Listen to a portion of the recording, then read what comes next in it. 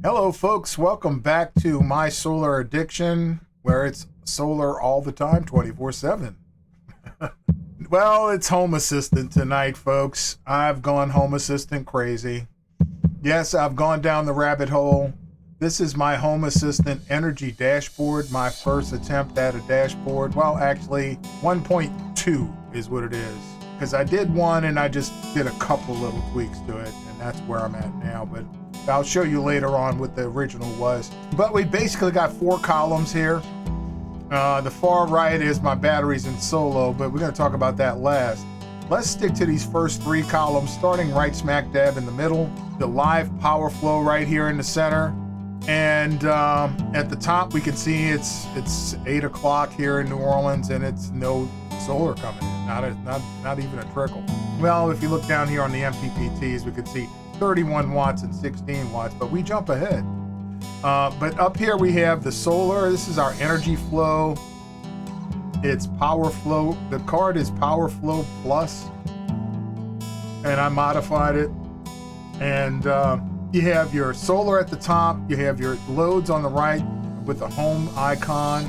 We have the battery at the bottom. We're using all battery because we've tried to live off grid with grid as backup. And we have the blue circle, which has the grid icon. And as we can see, nothing going to or from the grid at the moment. Later, I'll show you some details on how the power flow meter changes depending on what's going on with the power. But let's just get the lay of the land first. So we've got our live power flow up at the top here. We just described to you all the elements there. And then below that, we've got our individual MPPTs. And this is the 18 kPV, MPPT1, MPPT2.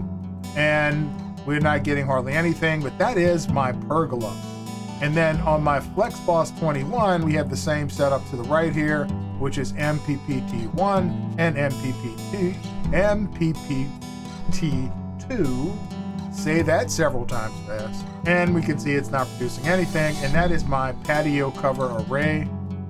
And then below that, we have my AC coupled array, which is my panels on my house that I've had for over 20 years, about 20 years now. And those are eventually going to get swapped out. That's my last thing I want to do to my system. I think that'll put me over the top as far as being able to stay off the grid 24/7, 365. I hope that's it. And then below that, we have our temperatures. I have my 18 kPV temp, and then my FlexBoss 21 temp. It's always higher than the 18 kPV. The temperature of my battery, the master, and then this is the Delta Pro, which runs my pool pump. That is its temperature. And if I scrolled up even more in this column, we have a few more things below that. We have our grid L1 and L2, because this is coming from my grid monitor on my Emporia View, which I also use, and I have it integrated into my Home Assistant. And if I were sending any energy to the grid or from the grid, I want Emporia View to match what's going on with my grid monitor from my system, so that I can make sure that the system is saying exactly what's really happening and that both CTs agree. And that's all part of doing live testing. I do live testing for a handful of companies, and that's what's got me started on doing these videos.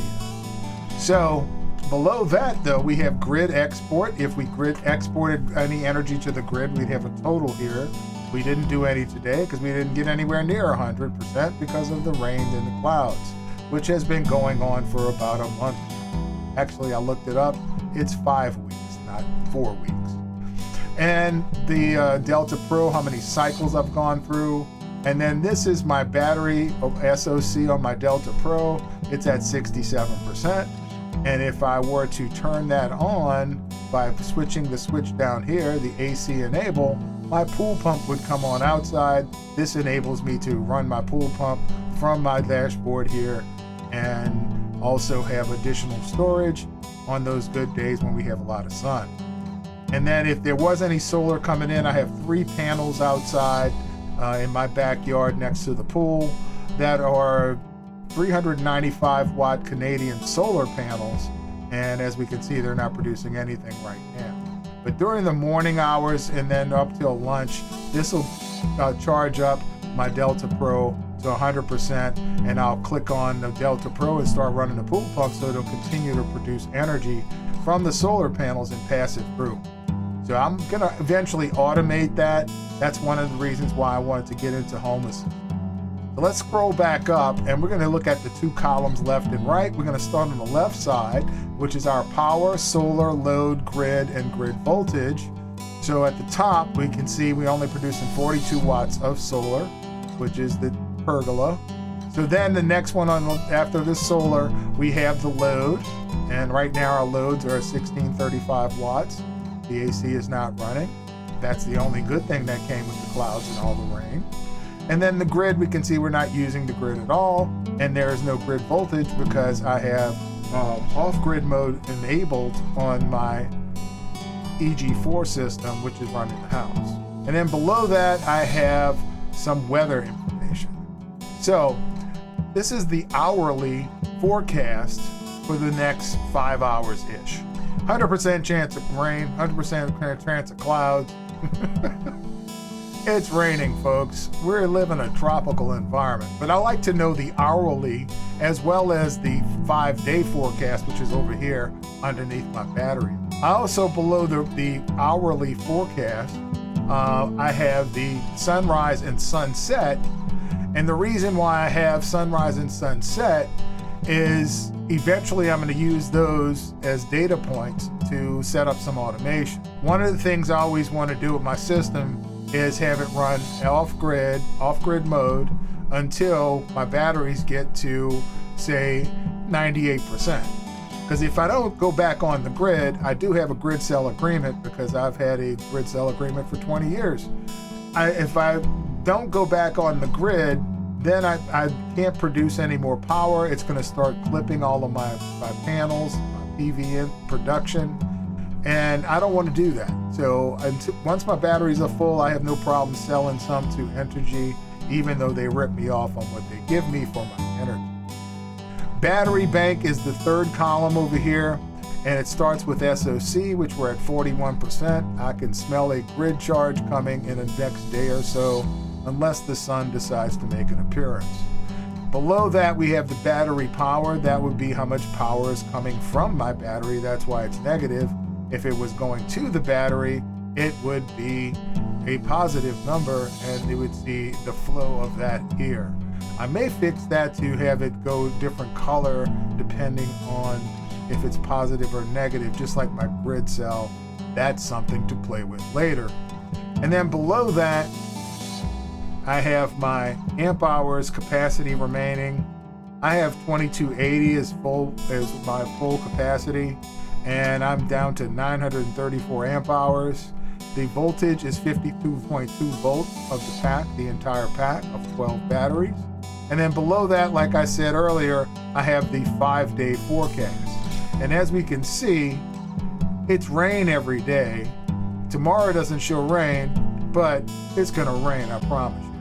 And it shows nothing but clouds. So this has been going on for 5 weeks. This is gonna be the 6th week of all clouds and rain.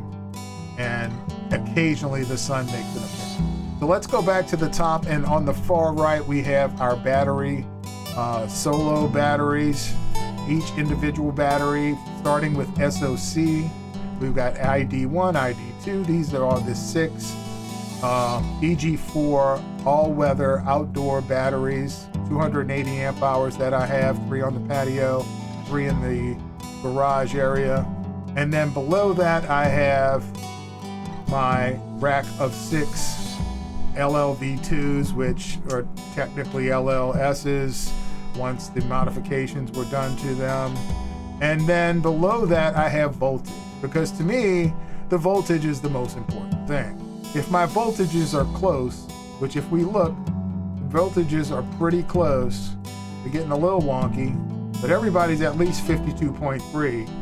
And this one's 53.1. The biggest difference is 3.0.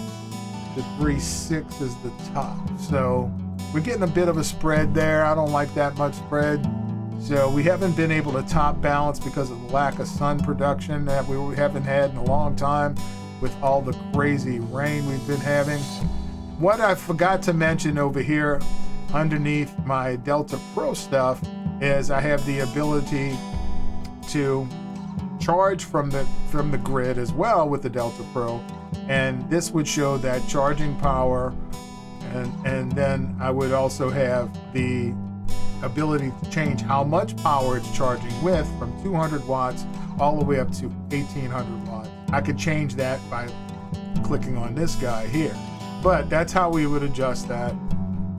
And then this was the AC charger. It'd have to be plugged in. And then below that, I've just got a clock in case I need to know what time it is without going looking anywhere, which is foolish because there's clocks everywhere. And then these are two of my circuits from my Emporia View. I always like to see how much energy my compressor outside my train is using. And then also it's a 4-ton. And then also I have the blower, which consumes quite a bit.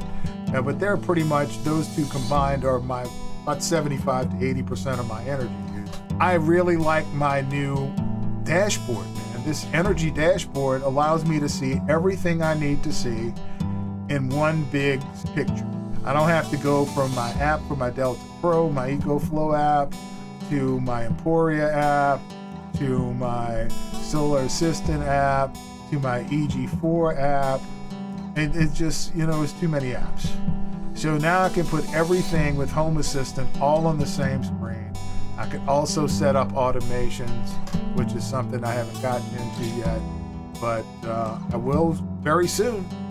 I am geeking out on Home Assistant for sure. I also made a mobile version of this with very few things on it. You will see that in another video specifically on that. The link is in the description below or right up here. I like my full screen. This is awesome. This is a great desktop for a solar addicted person. Let's look at how the power flow changes as the energy does things, increases, decreases, on grid, off grid. I'm gonna throw some, I have some video I've taken already before I got to this state on my system, and I'm going to show you that now. We've got live power flow. And you can see that the circles on the edges change as the power flows differently. It just went to negative battery power. It's using battery power, so we can see the orange going towards the house icon on the right. And there it goes. It just switched back to solar because there was enough solar.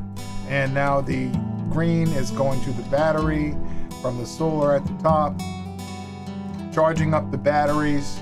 I turned on the grid to show you how it interacts with that.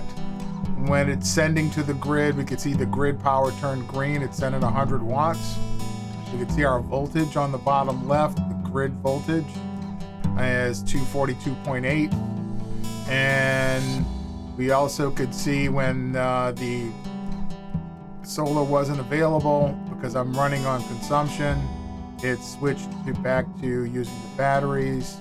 We could see the change in the house icon circle. As long as the grid is on, we'll continuously see the little blue dot coming across the screen going towards the house, which is the loads.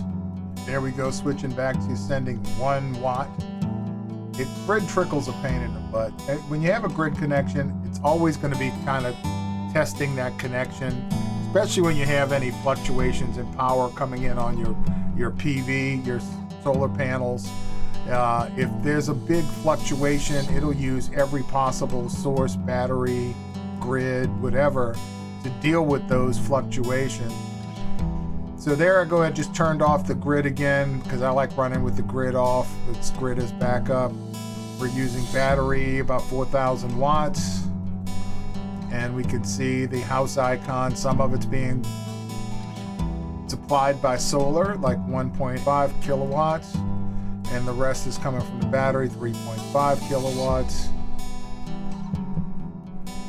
So you can easily see with the energy flow, the power flow card at the center, what's going on. And if you want to see exact numbers, you look to the gauges right or left.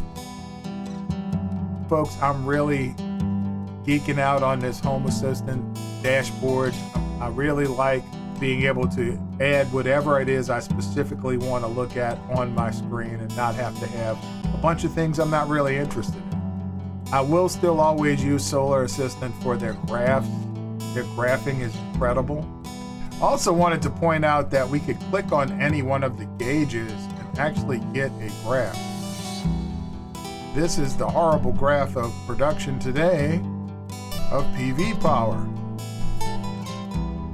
And you can scroll through it just like on Solar Assistant. That's pretty good. If you click on Show More, it gets even bigger.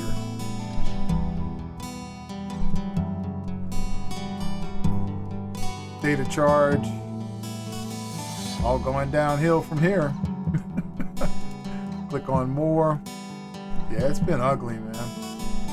We haven't seen 100 in a little while. Even the little guys down here can get graphs. Stick MPPT. Or you could look at AC coupled. Temps. Yeah, everything you can click on and, you know, get a graph of what it is you're looking at. Let's see what this, if this works. There we go. Even the EcoFlow Delta Pro can give me a graph. So, really cool stuff. I really like it. But the Solar Assistant graph is, to me, the best on the market right now. And I haven't found a graph for Home Assistant that matches the detail of the Solar Assistant graph. Even though we're getting the data from Solar Assistant through MQQT, I haven't found a graph that does the detail as fluid as the Solar Assistant does. So whenever I need to know specific what time of the day something freaky happened with the power, I'm gonna still go back to Solar Assistant. But overall, this is gonna be my main screen that I have on my desktop. I'm always monitoring my system. That's part of solar addiction, folks. I know some of y'all have the same disease. So I hope you enjoyed my video, and we hope to see you next time. Please check out my video on my mobile Home Assistant dashboard, and I hope you like it. Thank you for watching. Hope you enjoyed our video.